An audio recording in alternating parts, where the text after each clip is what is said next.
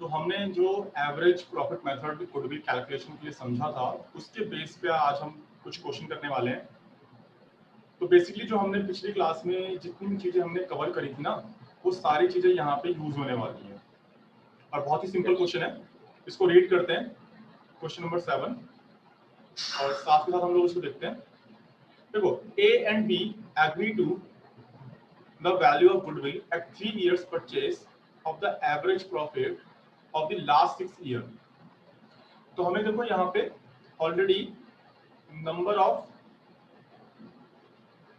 Years yes purchase दिया हुआ है, गिवन है 3। यस देखो ये दिया हुआ है, हाँ ठीक है ठीक।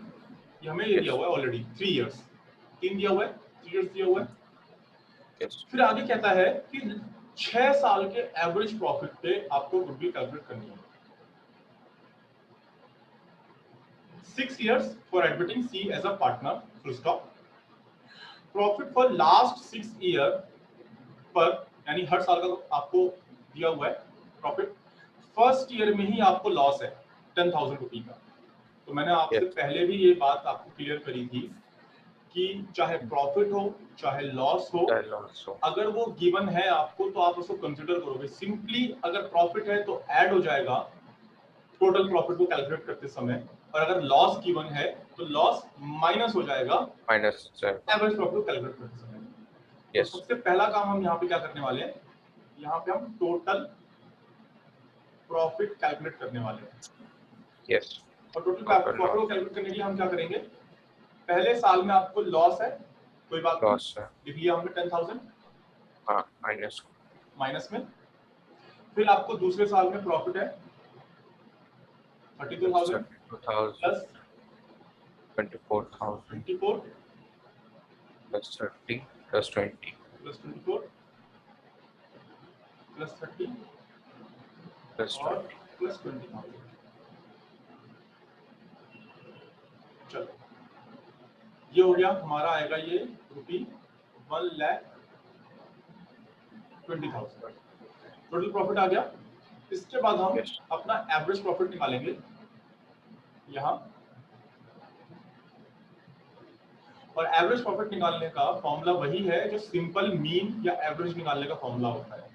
तो टोटल ऑफ नॉर्मल प्रॉफिट, ठीक, तो total of normal profit divide by number of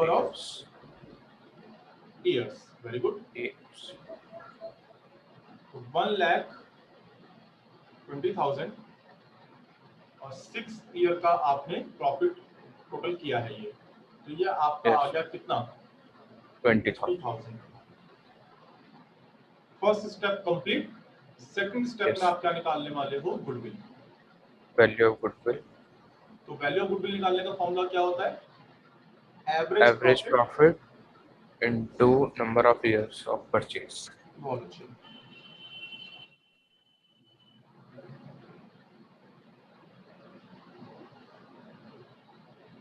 और आपको एवरेज प्रॉफिट आपने निकाला 20,000 और नंबर ऑफ इयर्स परचेज हमें ऑलरेडी गिवन है 3।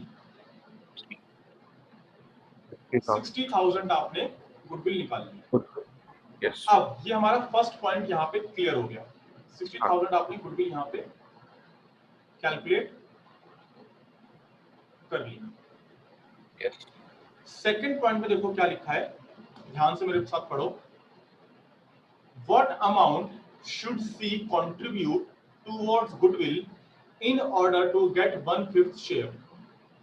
देखो इसके लिए हम अपना दोबारा वहां पे आते हैं। मैंने आपसे पहले भी डिस्कस किया है और मैंने आपको पहले भी समझाया है ये बात, पहले भी समझाई है ये बात कि जब नया पार्टनर आता है तो सैक्रिफाइसिंग पार्टनर्स के फेवर में एक सर्टेन अमाउंट कंपनसेट करता है। और इस सर्टेन अमाउंट हम बार बार कंपनसेशन की बात करते हैं, ये कंपनसेशन अमाउंट गुडविल के ऊपर बेस होता है। इसीलिए हमने गुडविल को कैलकुलेट किया। ये भी वन ऑफ द रीजंस थे जहां पे हमने अपनी गुडविल को रीवैल्यूड किया, और इसके बेसिस पे जो अमाउंट कंपनसेट होना है सैक्रिफाइसिंग पार्टनर को, वो कैलकुलेट होगा। तो जो नया पार्टनर आता है वो कितना अमाउंट लेके आए गुडविल के बेस पे, या गुडविल का कितना अमाउंट वो लेके आए जो कि वो कंपनसेट करेगा सैक्रिफाइसिंग पार्टनर को।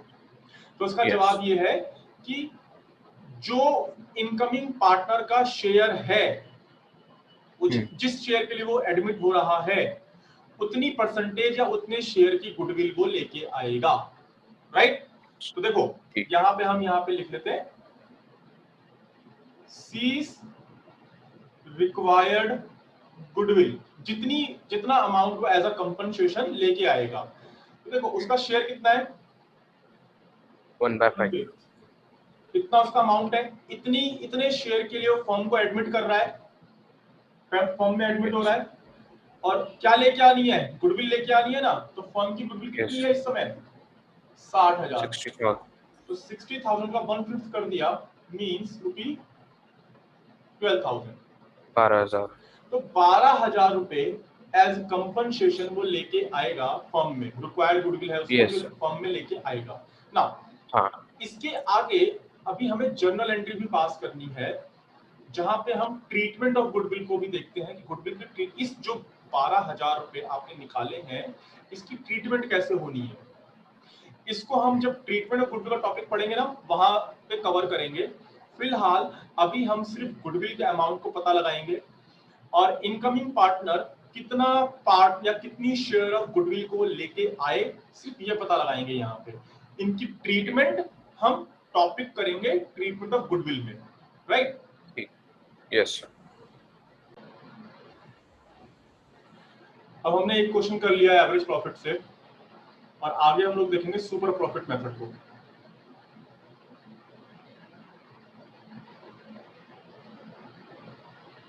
बेसिकली देखो सुपर प्रॉफिट मेथड क्या हो गया, कंपनी जो भी बिजनेस लाइन को ऑप्ट करती है या कोई नॉर्मल बिजनेस रन कर रही है, तो कोई हर बिजनेस अपने नॉर्मल प्रॉफिट को फ्यूचर में ही या पहले ही एस्टिमेटेड प्रॉफिट को पहले ही क्या कहते हैं वो इमेजिन कर लेती है, बना लेती है, एस्टिमेट कर लेती है कि ऑन एन एवरेज हमें इतना प्रॉफिट होना चाहिए। फॉर एग्जांपल हम अगर चॉकलेट का बिजनेस कर रहे हैं, तो मार्केट में ऑलरेडी चॉकलेट कंपनीज बहुत सारी हैं जो similar kind of business run कर रही हैं, ओके। तो हम ये कहते हैं Yes. कि उनकी नॉर्मल रेट ऑफ रिटर्न जो भी है, सपोज उनकी नॉर्मल रेट ऑफ रिटर्न यानी जितना पैसा वो लगा रहे हैं उस हिसाब से 10% का प्रॉफिट कमा रहे हैं सपोज। तो हम ये कहते हैं कि ये नॉर्मल हमें भी 10% का प्रॉफिट होना चाहिए, क्योंकि सिमिलर काइंड ऑफ बिजनेस है, सिमिलर बिजनेस है, तो हम भी 10% का प्रॉफिट कर सकते हैं। ये कंपनियां अपने एस्टिमेशन लगाती हैं। और कई बार जब हमारी नॉर्मल बिजनेस प्रॉफिट हमने इतना कंसीडर किया है, बट एक्चुअल जो प्रॉफिट हो जाए वो कुछ ज्यादा ही हो जाए, तो ये जो हमने ज्यादा हायर प्रॉफिट जो अर्न किया है, इसका हम ये बोलते हैं ये जो इम्पैक्ट है, ये हायर प्रॉफिट जो हमने अर्न किया है, ये बिकॉज ऑफ गुडविल की वजह से हमने अर्न किया है। तो जो हमने नॉर्मल रेट ऑफ रिटर्न यानी हमने जो एक्सपेक्टेशंस लगाई थी कि हमें इतना प्रॉफिट होना चाहिए, और जो एक्चुअल प्रॉफिट आपने कर लिया या एक्चुअल अर्निंग आपने कर ली, इसके बीच का जो डिफरेंस है, ये बेसिकली क्या है, ये सुपर प्रॉफिट हो गया। कि हमने उम्मीद तो इतने की लगा रखी थी पर प्रॉफिट इतना हो गया, तो ये जो डिफरेंस है, ये डिफरेंस क्या कहलाएगा, सुपर प्रॉफिट कहलाएगा। तो ये जो सुपर प्रॉफिट हम इसको कह रहे हैं कि ये जो प्रॉफिट हुआ है बिकॉज ऑफ गुडविल की वजह से हुआ है, तो इसका यूज करके हम गुडविल की वैल्यू को असरटेन कर सकते हैं, ओके। तो लॉजिक समझ में आ गया, रीजनिंग समझ में आ गई इसकी। अब इसके ऊपर इसके फॉर्मूले देख लेते हैं। तो सबसे पहले हम यहाँ पे वही सेम काम, पहला स्टेप एवरेज प्रॉफिट को निकालेंगे, एवरेज प्रॉफिट को निकालेंगे, विच इज आप जिसे बोलते हो एक्चुअल प्रॉफिट, जो आपने एक्चुअली में अर्न किया है। अंडरस्टैंडिंग के लिए मैंने लिख लिया यहाँ पे। तो एवरेज प्रॉफिट निकालने का फॉर्मूला आपने ऊपर पढ़ा ही है, total profit, normal profit obviously, divide by number of years. Second step में क्या करोगे, आप अपना एक्सपेक्टेड प्रॉफिट जो आपने कहा था कि नॉर्मल कोर्स ऑफ बिजनेस में आप जो प्रॉफिट अर्न करोगे वो, तो हमने कहा नॉर्मल प्रॉफिट जो एक्सपेक्टेड है, यहां पे मैं लिख देता हूं एक्सपेक्टेड। तो जितना पैसा हमने लगाया होगा, कैपिटल एम्प्लॉयड, जितना हमने पैसा लगाया बिजनेस में, उसका जो भी रिस्क फैक्टर है या नॉर्मल रेट ऑफ रिटर्न है वो percentage of normal rate of return, यहां से आप अपना एक्सपेक्टेड प्रॉफिट या फिर नॉर्मल प्रॉफिट निकाल लोगे फॉर्मूले का यूज करके, ठीक। और थर्ड स्टेप में हम निकालेंगे वैल्यू ऑफ गुडविल। यहां कुछ खास चेंज नहीं हुआ। पहले वाले मेथड में यहां पे आपने एवरेज प्रॉफिट को मल्टीप्लाई किया था नंबर ऑफ इयर्स परचेज से, अब बस एवरेज प्रॉफिट की जगह सुपर प्रॉफिट आ जाएगा। सुपर प्रॉफिट, अच्छा हम लोगों ने सुपर प्रॉफिट को लिखा नहीं, कोई बात नहीं। तो सुपर प्रॉफिट बेसिकली डिफरेंस होता है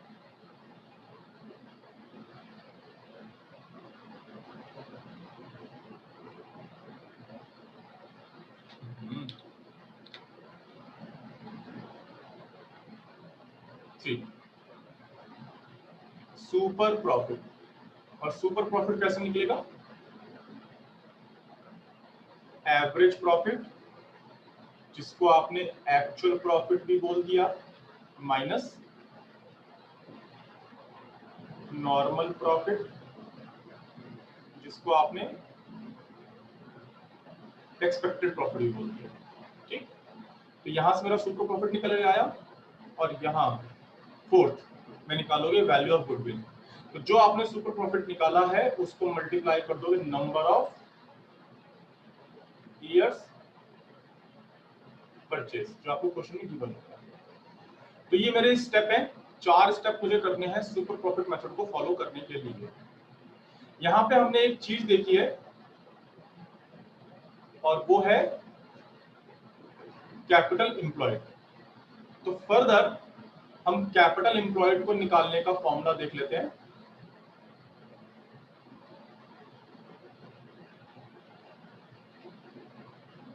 कैपिटल एम्प्लॉयड आपकी 2 अप्रोच से निकलती है। पहली लायबिलिटी अप्रोच और दूसरी असेट अप्रोच।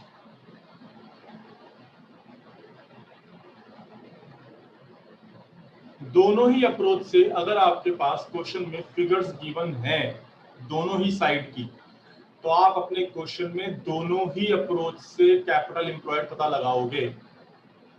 नहीं तो कई बार टीचर नंबर काट लेते हैं। अगर आपके पास दोनों चीजें हैं, इंफॉर्मेशन गिवन है आपके पास, तो दोनों साइड से आप अपनी कैपिटल एम्प्लॉयड निकालोगे।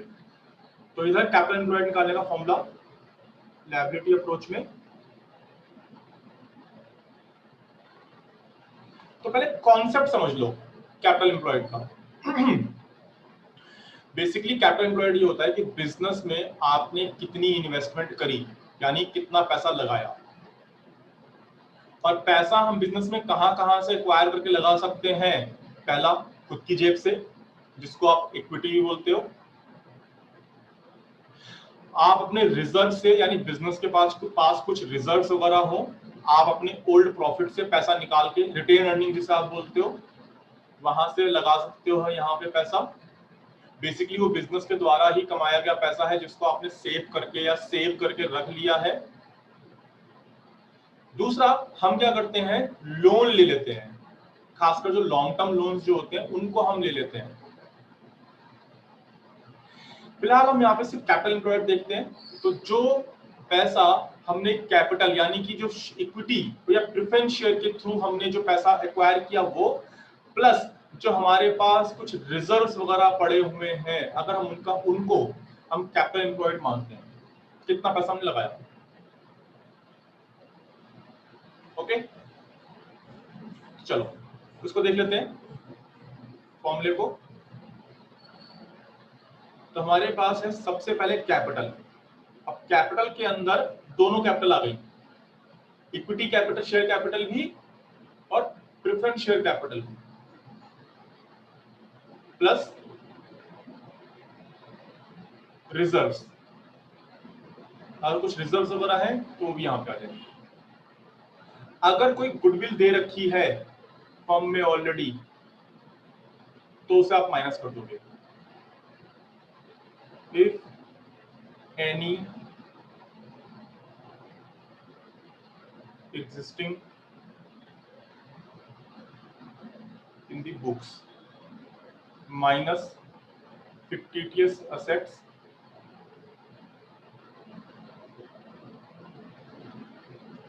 or minus non trade investments।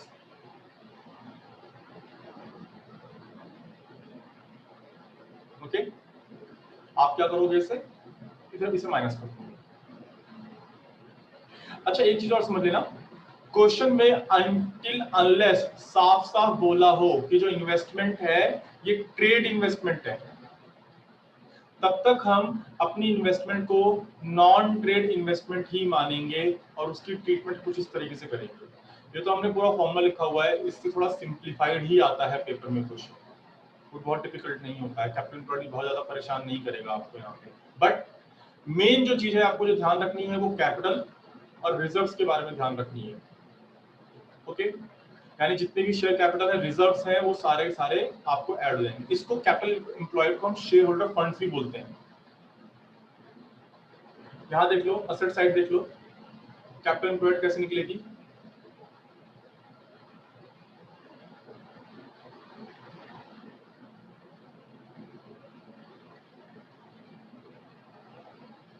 तो यहाँ पे हम असेट साइड लगा रहे हैं, तो हम कहेंगे ऑल एसेट्स,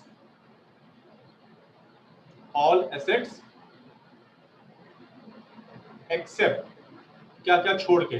देखो जो जो चीजें हमने यहाँ पे माइनस करी थी, गुडविल माइनस करी थी, फिक्टिटियस एसेट माइनस करी थी और नॉन ट्रेड इन्वेस्टमेंट माइनस करी थी, तीन चीजें माइनस करेंगी ना, इन्हीं तीन चीजों को छोड़ के। तो बेसिकली ये तीन चीजें यहाँ पे भी माइनस हो रही है, एक्सेप्ट गुडविल अगर गिवन है तो,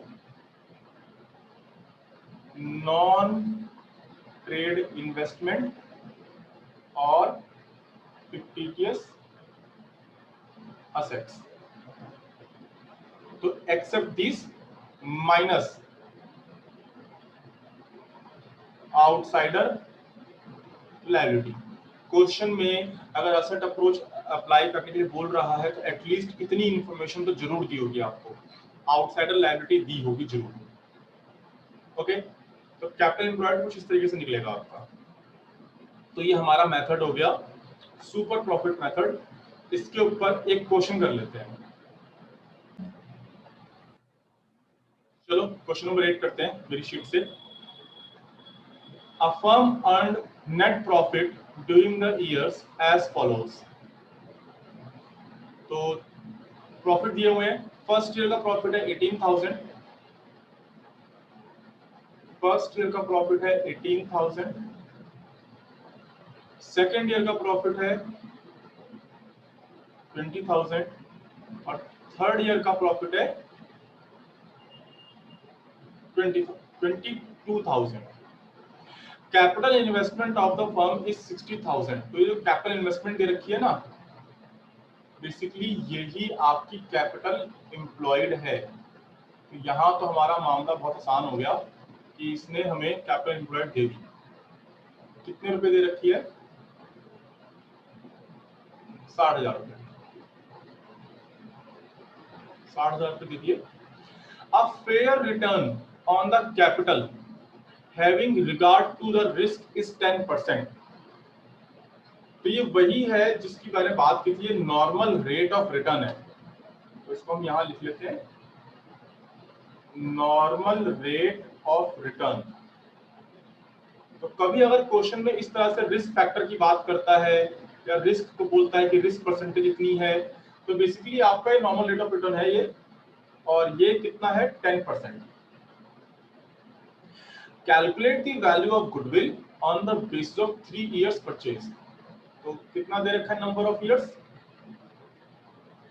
3 years परचेज आपको गिवन है। चलो, तो हमने अपना पूरा क्वेश्चन नोट डाउन कर लिया, रीड भी कर लिया। यहां शुरू करते हैं सॉल्यूशन अपना। सबसे पहला स्टेप हमें क्या करना है? हमें निकालना है अपना एवरेज प्रॉफिट। तो एवरेज प्रॉफिट का फॉर्मूला क्या है? टोटल प्रॉफिट जो आपने एक्चुअली कमाए divide by number of years. तो टोटल प्रॉफिट आपके पास है 18, 20, 22। 18,000, 20,000, 22,000। और कितने साल है? 3 साल है, तो 3 से डिवाइड कर दोगे। अब कितना आएगा ये? 60 डिवाइड बाय 3। और ये कितना आ गया? 20,000। Okay, first step complete, average profit निकाल लिया। सेकंड स्टेप, आपको निकालना है नॉर्मल रेट ऑफ रिटर्न से जो प्रॉफिट बनता है वो प्रॉफिट, यानी नॉर्मल प्रॉफिट। तो इसका फॉर्मूला क्या है? Capital employed minus multiply normal rate of return. तो कैपिटल इन्वेस्टमेंट जो आपको दी हुई है यही हमारी कैपिटल एम्प्लॉयड है, एंड दैट इज 60,000 और 10% रिस्क फैक्टर है। तो 60 का 10% कितना आ गया? ₹6,000।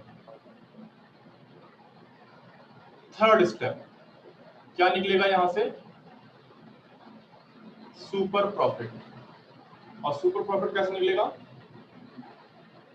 एवरेज प्रॉफिट जो आपने एक्चुअली में अर्न किया है माइनस नॉर्मल प्रॉफिट जो आपका एक्सपेक्टेड प्रॉफिट है आपका।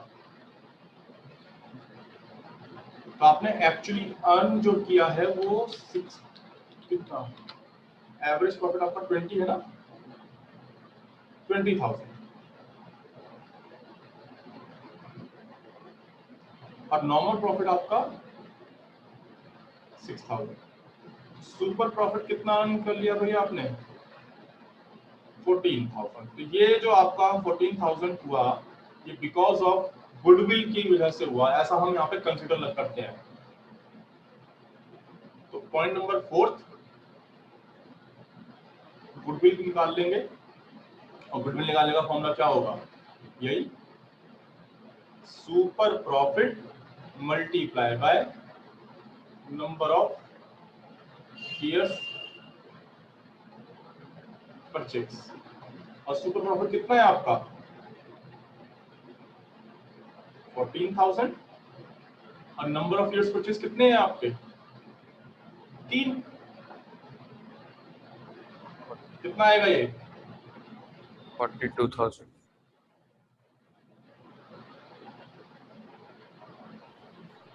ठीक, तो ये आपका क्वेश्चन है जो हमने सुपर प्रॉफिट मेथड से किया है। इसके ऊपर और क्वेश्चन करेंगे पर नेक्स्ट क्लास में।